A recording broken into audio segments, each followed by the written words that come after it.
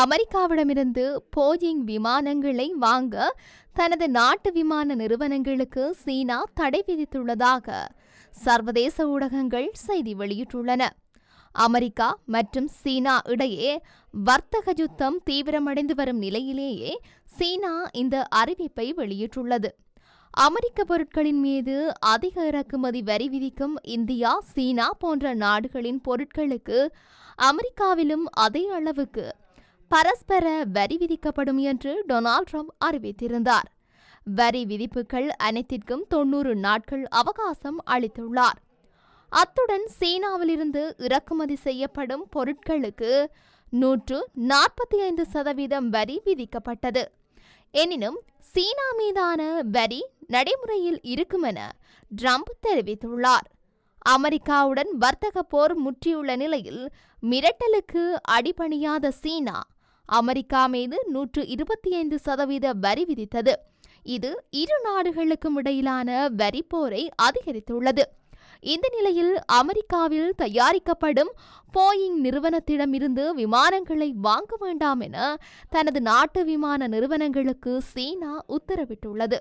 மேலும் அமெரிக்க நிறுவனங்களிடமிருந்து விமானம் தொடர்பான சாதனங்கள் மற்றும் கருவிகளை வாங்க வேண்டாம் எனவும் உத்தரவிட்டுள்ளது.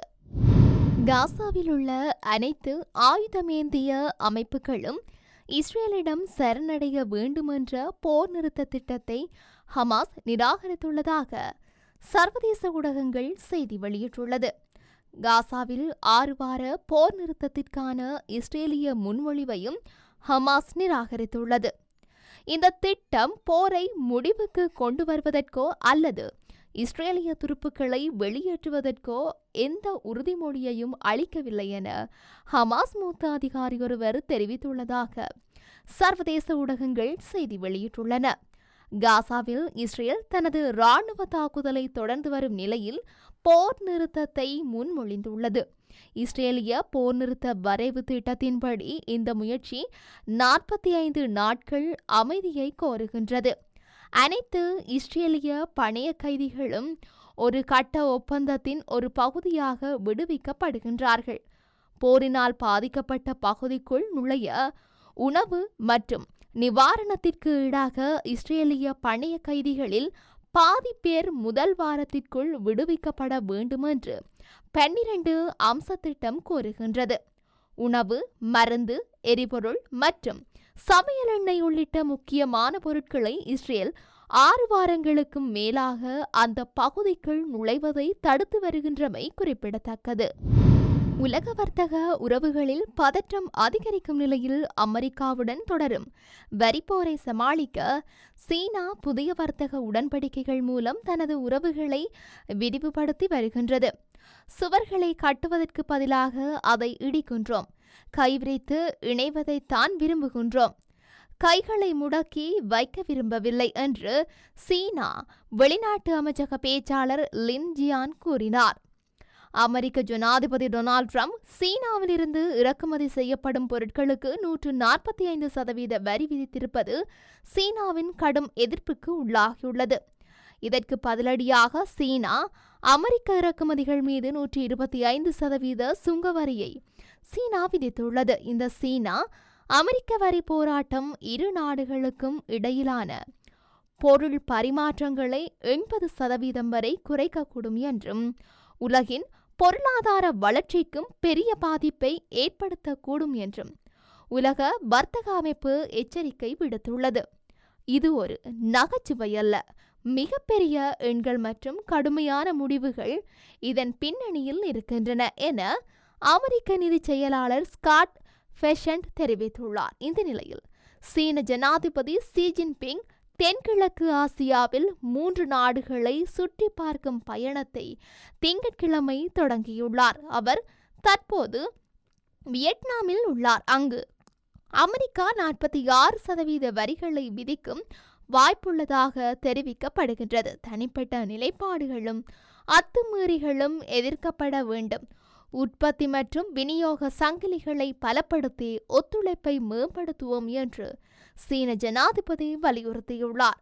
ஷி ஜின்பிங் தனது இந்த சுற்றுப்பயணத்தின் போது வியட்நாம், மலேசியா மற்றும் ஹம்போடியா ஆகிய நாடுகளுடன் பல ஒத்துழைப்பு உடன்படிக்கைகள் கையெழுத்திடுவார் என எதிர்பார்க்கப்படுகின்றது. ஈராக்கின் பல நகரங்களில் கடந்த 2 நாட்களாக வீசிய மணல் புயல் காரணமாக வானம் ஒரு விசித்திரமான செம்மஞ்சள் நிறமாக மாறியுள்ளதாக சர்வதேச ஊடகங்கள் செய்தி வெளியிட்டுள்ளன. காலநிலை மாற்றத்தால் வறட்சி மற்றும் பாலைவனமாக்கல் அதிகரித்து வருவதால் இதுபோன்ற புயல்கள் மோசமடைந்து வருவதாக நிபுணர்கள் தெரிவித்துள்ளனர். அத்தோடு இந்த புயலின் தாக்கத்தினால் சுமார் 4000க்கும் மேற்பட்டோர் மூச்சு திணறலால் பாதிக்கப்பட்டு அவசர சிகிச்சை பிரிவுகளுக்கு அனுப்பி வைக்கப்பட்டுள்ளதாக அந்த நாட்டு சுகாதாரத்துறை தெரிவித்துள்ளது. மேலும் புயல் காரணமாக பாஸ்ரா மற்றும் நஜாப் ஆகிய விமான நிலையங்கள் மூடப்பட்டுள்ளதாகவும் தெரிவிக்கப்படுகின்றது. 2025ஆம் ஆண்டில் ஈராக்கில் இதுவரை ஏற்பட்ட புயல்களிலேயே மிக மோசமானது இந்த புயல்தான் என்பதும் குறிப்பிடத்தக்கது. பிரித்தானியா உக்ரைனுக்கு உதவுவதை ரஷ்யாவுடன் நேரடியாக மோதுவதாக எடுத்துக்கொள்வதாக தெரிவித்துள்ள புடின் ஆதரவு ரஷ்ய செய்தியாளர் ஒருவர் பிரித்தானியர்கள் அனைவரையும் கொன்றுவிடுவோம் என எச்சரித்துள்ள விடயம் பரபரப்பை உருவாக்கியிருக்கின்றது. பிரித்தானியா தொடர்ந்து உக்ரைனுக்கு ஆதரவு தெரிவித்து வருவதாலும் சமீபத்தில் ஐரோப்பிய மற்றும் காமன்வெல்த் நாடுகளில் விருப்பமுடைய நாடுகள் தங்கள் படைகளை உக்ரைனுக்கு அனுப்புவது குறித்து பிரித்தானிய பிரதமர் கெய்ர் ஸ்டார்மர் திட்டம் ஒன்றை முன்வைத்ததாலும் ரஷ்ய தரப்பு ஆத்திரமடைந்துள்ளது. ஆகவே புடின் ஆதரவு ரஷ்ய செய்தியாளர் பிரித்தானியர்கள் அனைவரையும் கொன்றுவிடுவோம் என்று எச்சரித்துள்ளார். அதாவது அணு ஆயுதம் மூலம் பிரித்தானியாவை அழித்து விடுவோம் என அவர் எச்சரித்திருக்கின்றார்.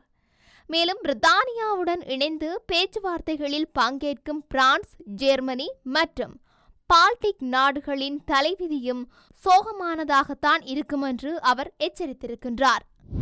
ரஷ்ய ஏவுகணை படை மீது உக்ரைன் பதிலடி தாக்குதல் நடத்தியிருப்பதாக அறிவித்திருக்கின்றது. உக்ரைனின் சுமி நகரில் ரஷ்யாவின் பயங்கர ஏவுகணை மற்றும் வெடிகுண்டு தாக்குதலில் 35 பேர் உயிரிழந்ததோடு 119க்கும் மேற்பட்டோர் காயமடைந்தனர். இந்த பேரழிவு தாக்குதலுக்கு பதிலடி தரும் விதமாக உக்ரைன் ராணுவம் பதிலடி தாக்குதல் நடத்தி இருக்கின்றது. டெலிகிராமில் வெளியிடப்பட்ட அறிக்கையின்படி உக்ரைன் படைகள் ரஷ்ய ராணுவத்தின் 448வது ஏவுகணை படையின் தளத்தை குறிவைத்து தாக்கியுள்ளனர். அத்துடன் அதில் ரஷ்ய ஆக்கிரமிப்பாளர்களின் 448வது ஏவுகணை படையின் தளத்தில் தாக்குதல் நடத்தப்பட்டிருக்கின்றது. அது மட்டுமல்லாது வெடிமருந்துகளின் 2ஆம் நிலையில் வெடிப்பு காணப்பட்டது என்று அந்த அறிக்கை விவரிக்கின்றது. தாக்குதலின் முழு சேதத்தின் அளவு தற்போது விசாரணையில் உள்ளது என்று உக்ரைன் ராணுவம் தெரிவித்துள்ளது.